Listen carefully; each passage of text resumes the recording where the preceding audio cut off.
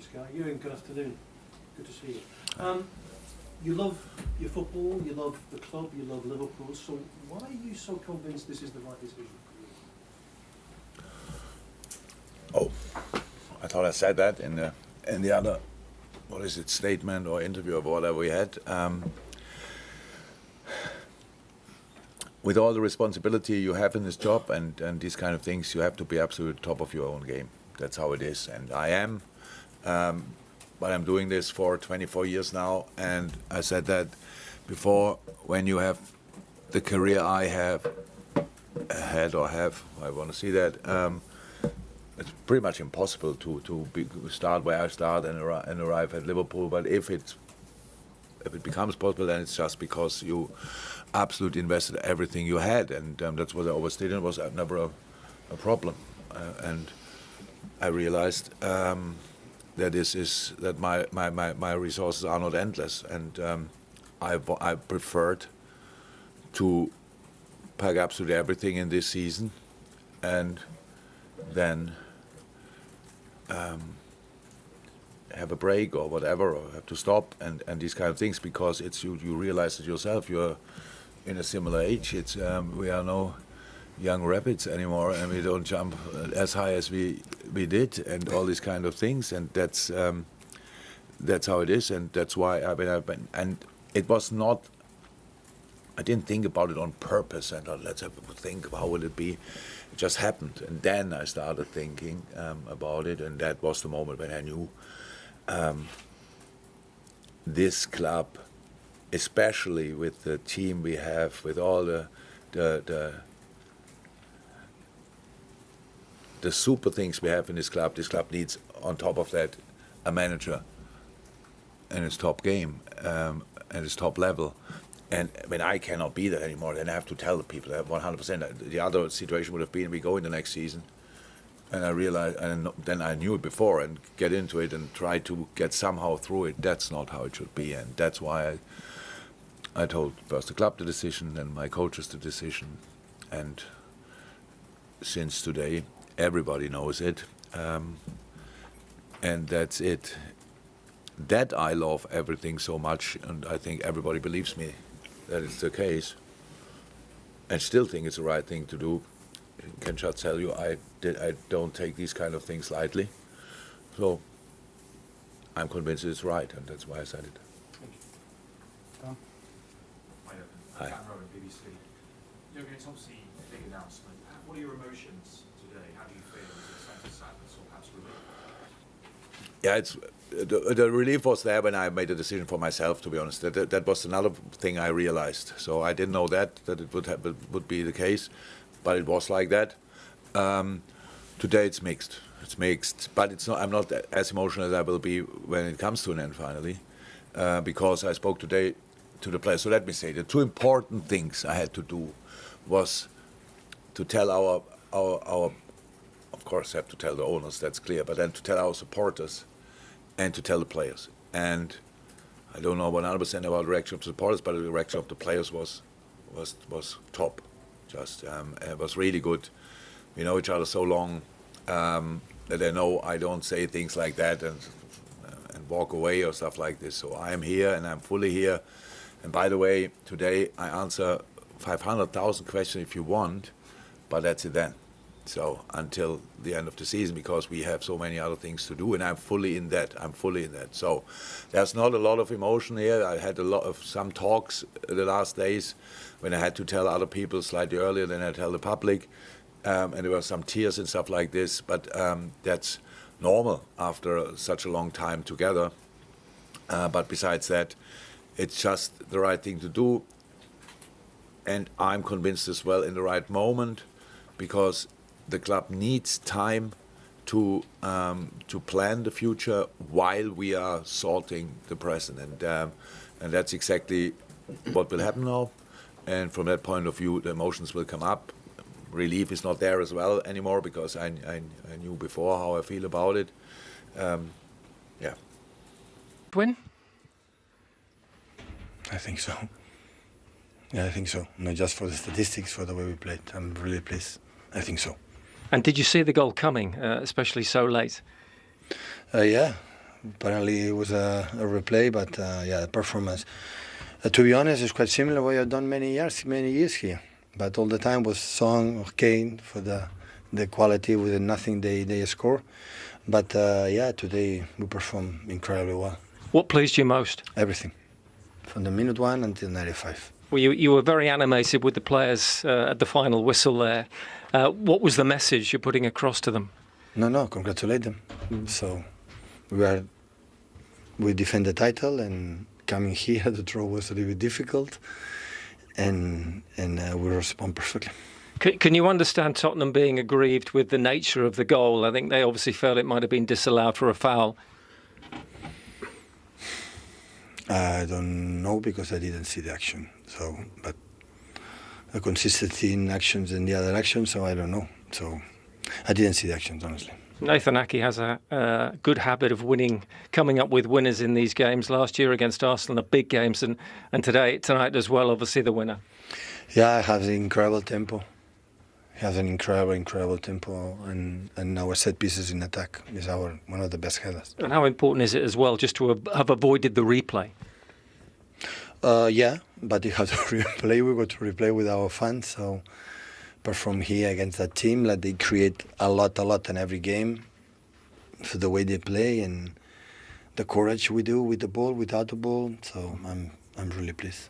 Can I ask you about Jurgen Klopp, who's decided he'll be leaving Liverpool at the end of the season? Are you surprised to hear that?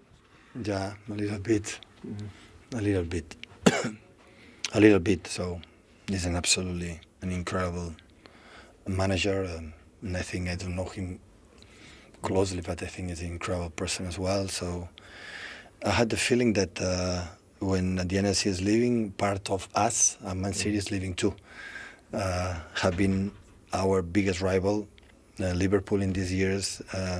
Personally in Dortmund, and he has been my biggest rival. So I think we'll be missed. Personally, I will miss him. I'm a little bit pleased because without him I will sleep a little bit better the nights before we play against Liverpool. But I wish him all the best, and he doesn't admit it, but he will be back. When he says he's running out of energy, his energy levels are low, can you relate to that?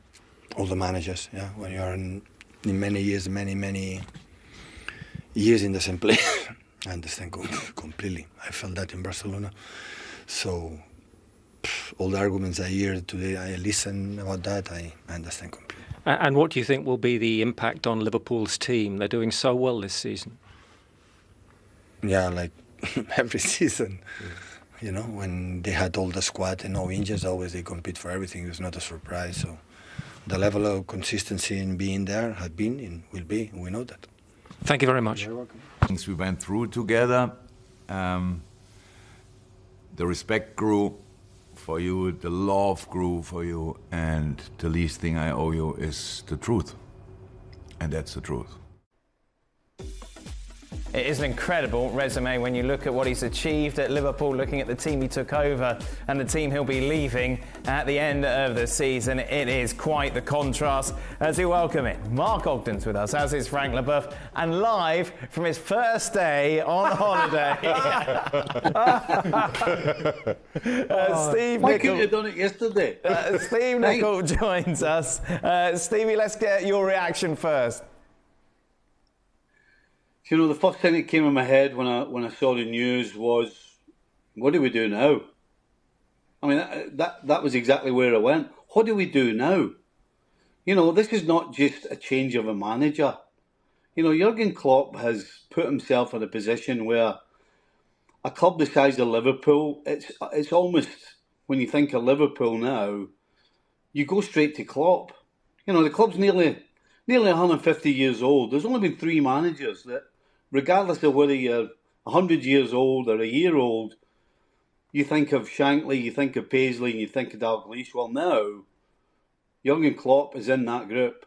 That's how good and how important this guy has been to Liverpool. You know, the holy grail for 30 years was to win the English Championship, which was then now the Premier League. And outside of Liverpool, you don't understand how much pain Liverpool fans and teams and managers and coaches went through with that question of when are you going to win the league? When are you going to win the league? This guy answered all those questions, and I mean, how do you replace him? As I said, the first thing I said was, what now? And I don't know what the answer to that is, quite honestly. And we'll talk about who's next in a moment. But Craig, what was your initial reaction? Well, obviously it was surprising news because nobody saw it coming middle of the season, a season where they've recovered from last year and are flying at this moment in time. But when you heard them talk, and it was from the heart, and he's not doing this because he wants to leave Liverpool with the issue that Stevie talked about. He's doing it because I think he feels it's just taking its toll on him. Mm-hmm. That he's not run out of gas, but he's running out of gas.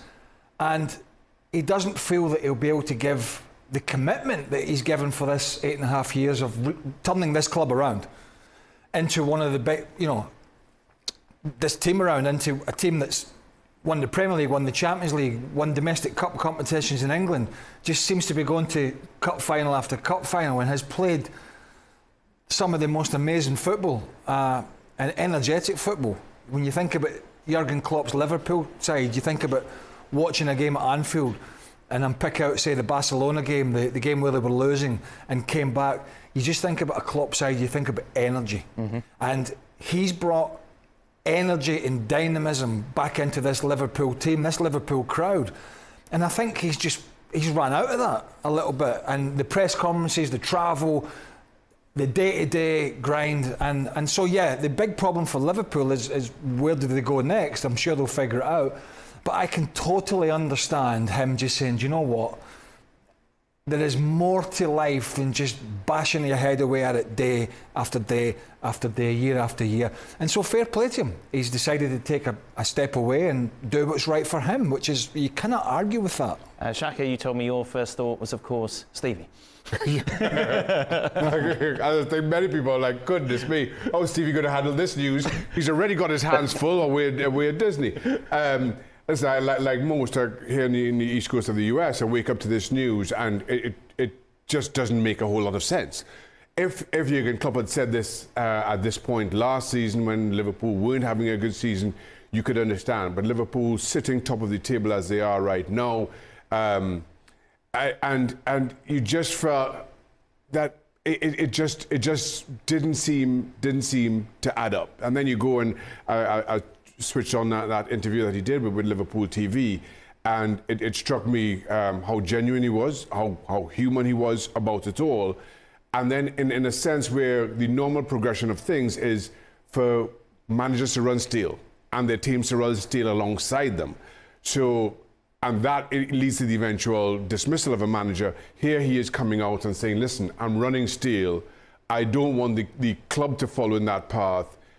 Time to take some kind of an action now, so at least you can keep some of this momentum going. And I thought that was brave on his part, and one that, again, just kind of, as he always seems to have done, keep the club as a priority. And as much as he's saying that, and he then goes on to say, let's not make this about me. I'll answer your questions, and from there on, it's business as usual. And I thought, again, that was controlling a narrative about a manager who continues to put the club before himself in so many ways. Just briefly, one of the things he said, one of the quotes I've seen from him today, was he said, nobody else knows and can tell me how I feel. He said, it's like driving the car at 150, 160 mile an hour down the motorway. He says, clearly the gas is starting to run out. He said, but I'm the only one that can see the needle moving. Right. And so for him, where this decision came, was it a week ago? Was it a month? Was it at the start of the season? Was it through last year? I don't know. But he's the only one that can see the needle moving. And as I said, I don't think, whilst there'll be a lot of worry and frustration back in Liverpool, I don't think anybody will have a problem with the fact that he feels it's right for him. Mark Ogden was at the press conference today after this announcement was released. Did he announce it today because it was going to come out, Mark? We don't know that, but that would seem the obvious conclusion. But he told Liverpool in November. So the alternative theory is that Liverpool in that time have been looking for a replacement, and they are now making progress, and they didn't want it to come out at the other end. They are looking at potential successors. So now that the secret's out there, the game is a gossipy industry, and once Liverpool start asking questions about the availability of managers, then clearly the question is going to be, why are you asking that question? So I do get the sense that Klopp wanted it out there, but also it felt a little bit like that there was a nudge towards this. He had a press conference yesterday when he could have announced it, and he didn't. So it does feel like it was about to break somewhere, and Liverpool thought the best way to do it is to control it ourselves. But like I say, when they are looking for a new coach, a new manager, obviously people are going to talk, because agents, managers, siblings, chairman, all know. So it was going to come out eventually. So they had to move today. So the concern for Liverpool fans is how much of a distraction could this be between now and the end of the season? Klopp addressed that in that press conference.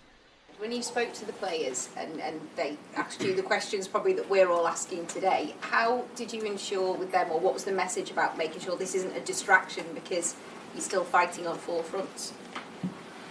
The players didn't have a lot of questions. I spoke to the players altogether, and I spoke to a few players after that. The players, we have a really strong bond, so they didn't ask questions. The disruption, I understand. I think a lot of people from the outside who are not with us will be happy, blah, blah, blah, stuff like this. It's your job to ask questions, uncomfortable questions, whatever. The distraction comes from outside. But to get distracted, you always need two parts. One who distracts and the other one who let it happen. And we will not let it happen. The fact that I said I will not be the manager for next year is not an excuse to do a step less or whatever. So we will be completely in it, and we will fight for everything. I'm here with 100%, and that's the good news. I just know I cannot do the job in the future, but I can do it very well right now, and that's what I will do. Not ideal, though, is it, Stevie? Because any poor performance now from Liverpool, from now until the end of the season, this will be a factor that people will point to. Well, I think the key is what he said. He will make sure that inside Liverpool that won't be the case. And I actually don't believe that it's really going to be such a huge distraction. Anytime any press bring it up, he will absolutely smash it to smithereens very quickly, put a wet blanket on it and ask for the next question. And you'll find out what a distraction this will be, because against Norwich at home in the FA Cup, they better put some more nails in the roof, because the roof's going to come off when he walks out for the start of the game. And that's what's going to happen between now and the end of the season. You've got a bunch of players, you've got a squad of players, you've got a staff, and I'm talking about everybody in the building who, between now and that guy leaving the building, will be running through brick walls, doing anything to make his last period at the club a success. So I really don't see a distraction, partly because of the way he is, and just partly because there's going to be, every time they step on the field, the players in particular and the crowd at Anfield are going to be behind him. They're going to want to give him a send-off. So, yeah, I'm less worried about what this does between now and the end of the season. And Augie might put me right. As far as I remember, everybody at Man United knew that Alex was leaving, and they went on and won the Premier League. So, yeah, I don't think it's a big distraction. We know what happened to them after Sir Alex Ferguson left. We'll talk about that in a moment. But Frank, I want to bring you into the conversation. As a player, would this prove to be a distraction at all? Yes, it is, because you wonder, what's going to happen next season, what kind of coach or who kind of coach you're going to get, and of course it's a question mark. But they're all professional, and as a professional, you know that you have to think about the present and do the job you see in front of you, and what they have to achieve is the Premier League, is the Carabao Cup final, so and maybe the FA Cup. So it's Champions League as well. It's what you have to do right now. But of course, at the back of your head, you think about it. I just want to say it's a sad news for Stevie, for the Red, but also for the Premier League, because he said he will never ever coach another club, and he was so charismatic. even if he was sometimes a pain in the neck, he was somebody the Premier League needed, and that's very sad. And good luck for the next one, because as you mentioned, after Alex Ferguson, he's been trouble for Manchester United. After Arsene Wenger, he's been trouble for Arsenal. I don't know. It's hard to cope with the situation where you're a long-term coach and you get somebody else who's under pressure like hell, and which normally doesn't manage very well. I've always said it's a bigger problem for Liverpool and Manchester City, not when the star players leave. It's when those two managers decide it's time to take a sabbatical or take some time off. That has been evident by the way they have managed wherever they've been, but particularly at these two clubs, that is the biggest headache above any star player, is these two guys at the helm. Mark, obviously Stevie bringing up Alex Ferguson. Of course, it was the second time that he said he was going to retire. In fact, he did, because the first time it all turned out to be a mess. The big question now, I suppose, is who is going to replace Jurgen Klopp, and it's all about Xabi Alonso at the moment. That's a good idea. Well, it'd be a good idea if Mark Ogden's internet will, but that's all right, don't worry. Let's discuss then something that has been discussed a lot. Should we hear from Xabi Alonso? Should we play that clip now? He was asked about by Archie Rintut today in the Bayer Leverkusen press conference about the possibility of him moving to Liverpool. How shocked were you by the news with Jurgen Klopp this morning? And is there a time, maybe after the end of your contract at Leverkusen, where the Liverpool job would appeal to you? Well, first of all, yeah, it was a surprise, but as well, you know, I have huge respect for Jurgen, huge admiration. Before coming to Liverpool and during his year, it has even been bigger and it has grown. No, the way what he has achieved and the way he has achieved that. And at the moment, I am really happy here. I am enjoying my work here. I am feeling that each day it's a challenge, each game is a challenge, and we are in an intense but in a beautiful journey here in Leverkusen, and I am trying to give my best to help my players be ready for the next thing, and that's my goal. What will come in next one, I don't know. If I could just nachhaken, but when it comes to taking your career at your own pace, we've seen other ex-players have gone and taken jobs, and it's not gone as well as it has for you, for example, in terms of you look at the speed that you worked with Sociedad there and now coming here. Is pacing your career something which is important to you? To be honest, I am not in that moment to think about the next step. I'm thinking about where I am right now, and I think that I am in a great place, and I am enjoying, and I think it's the right place. So that's all I can say. I don't know about the paces. My pace is what's going to be at the pace of the team on Saturday, to be honest, because that's what really matters. And I'm going to be happy when we are playing well, and we deserve to win. And what's going to happen in the future, I don't know, and I don't really care at the moment. Xabi Alonso saying every single thing right there, you have to say to the question. He was never, ever going to say anything other than the standard. Well. He had his bat straight, yes, and he never moved it. Who do you want, Stevie, as the next coach?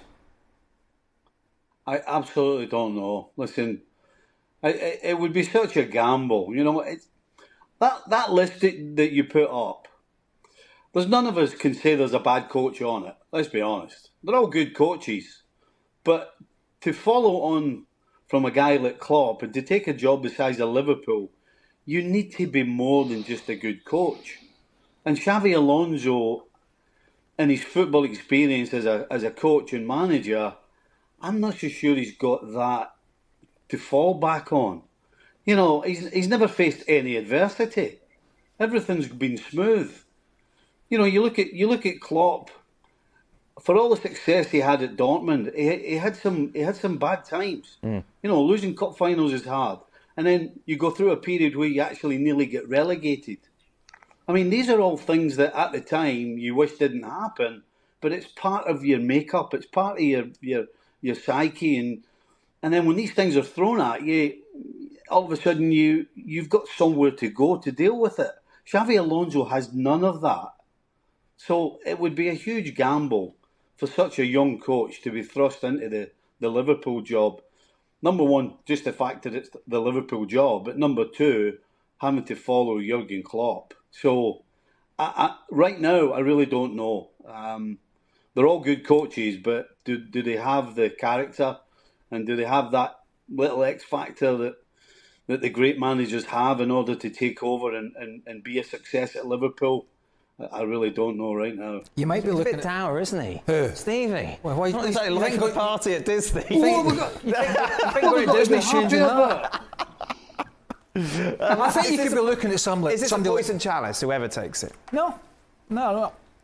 I think you could be looking at somebody like, I know he might not be everybody's favourite, but Nagelsmann, right? You're looking at somebody who has been through that adversity that Stevie's talked about. Did a really good job. I mean, a very young manager as he was when he started and still is. What he did at Hoffenheim, then what he did at RB Leipzig. Yeah, but since then he's rubbish at Bayern and No, rubbish at hold on. Has Tuchel been brilliant at Bayern? No, he hasn't. No. So Nagelsmann will say, I went into Bayern, they didn't give me time, and he found that adversity because he got the sack. Now he's managing Germany for the time being. He's getting that experience. And it's a disaster so far. Well, listen, he's not a magician, is he?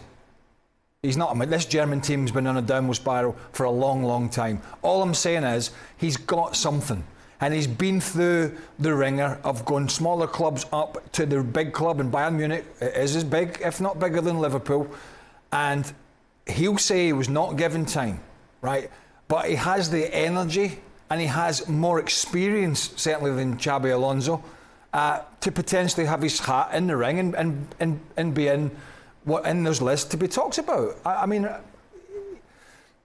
I think there is still a good manager in there. Whether he's the genius that some people tend to think he is, I think that remains to be seen. But his argument will be, if you had let things be at Bayern Munich, things would have been fine. But they made a different decision. So I definitely think he is going to be in the reckoning. But the problem is as well, isn't it? They're going to say, oi, we've given you the German job. We're hosting the Euros. We want you to be 100% focused on that, not dithering around saying who you want at Liverpool next season if he gets the job there.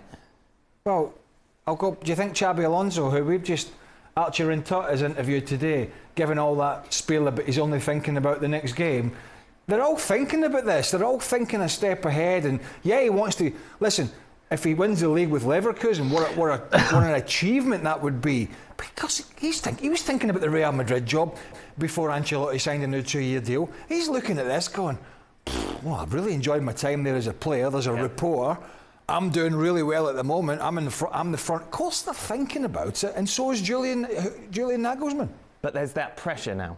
Yeah. You're not playing the same way as Jurgen Klopp did. You're not giving us the same energy. This team is not the team that we want to see. Yeah, coming in for a manager who's had the successes that Jurgen Klopp has is always going to be a difficult task, trying to fill those shoes. You may want to play a different style. You may ask different things of different players. So there's a lot to consider. And while I think Xabi Alonso, because of his playing career with Liverpool, and he comes in with a longer honeymoon period than anybody else, it doesn't at all guarantee any kind of success. But he's quite clearly one of the young and upcoming managers of world football, and I think will be sought after very soon. So if you're Liverpool and you have this availability right now, you understand why Xabi Alonso ticks so many of those boxes.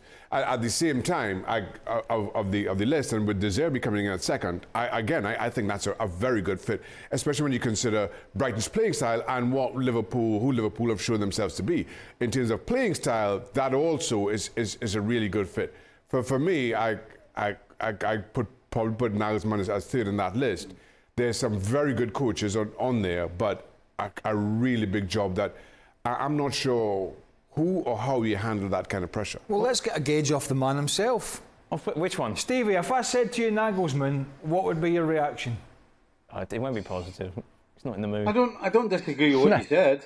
You know, in terms of the experience and going through the ringer and not given a chance, absolutely. You know, the one thing I like about the De Zerbi one would be that you're getting a manager who's going to come in and play not the same, but a very, very, very similar type of football, which means that the move from Klopp to another manager, I think, would be a lot easier for the players. You know, depending on what kind of coach you bring in, you might knock them back a bit and have a completely different way of playing. I mean, you think of somebody like Trent Alexander-Arnold, a different manager who plays a completely different game. You know, how does that work? So, yeah, I don't disagree with Nagelsmann. In terms of the way De Zerbi plays the game, I would be ixy-pixy on the two of them. But I wouldn't have a problem with Nagelsmann, quite honestly. What about Zidane, Frank? I don't believe it. I don't believe it because for only one reason. I think there is the Euro this next summer. I don't know if Deschamps is going to carry on after that, and there is a possibility for Zizou to get that position, and I think he's not going to miss it, and he doesn't want to jeopardize anything, so I don't think he's going to go for it, waiting for the result of the national team, and not maybe hoping for something bad happening to the national team, but just hoping that maybe Deschamps doesn't want to carry on and get the job. So I don't believe that he's getting any option on the Liverpool job. If you're in that Liverpool dressing room, who would you want, Frank?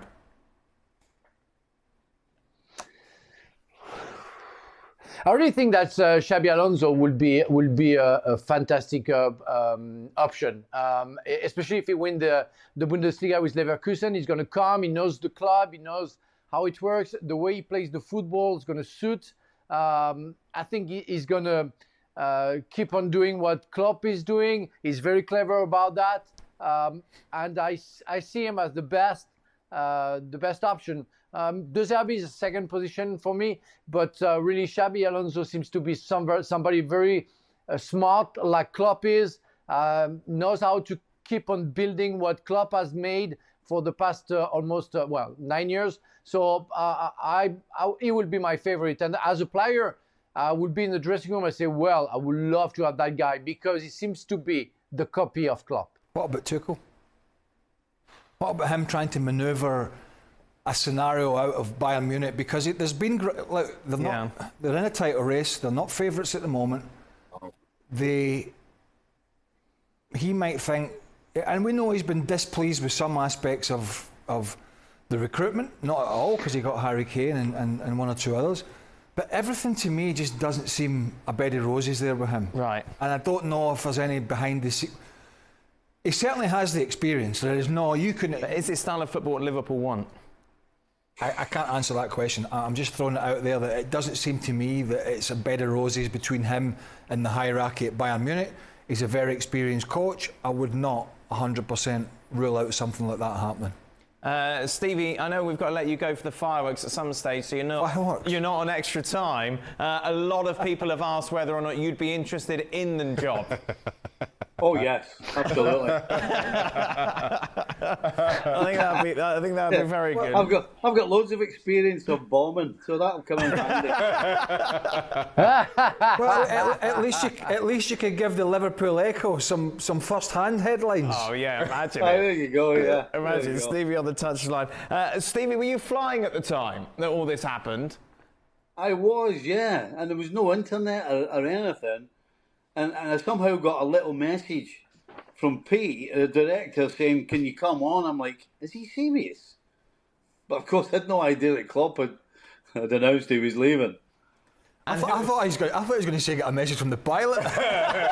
This is your captain speaking. Wait, no, that's there a message for Stevie for a Mr. Nicol on board. There is a Mr. Nicol on board. And who's been grumpier, you or your son, who of course is a massive Liverpool fan as well, Stevie? Do you know what? We really haven't said much about it. We just kind of looked at each other and kind of, as I said, we were like, what are we going to do now? I mean, that's as far as we've got. We've been too busy jumping on and off rides and walking. I've done 3 miles this afternoon already. Oh, my goodness. What, your cheeks looked a bit red? Yeah. And why's your top button done up and I was like on a that? roller coaster. Hey, they duped me into getting on a roller coaster. I never saw a thing. I had my eyes shut and I was holding on for dear life. Which one did you go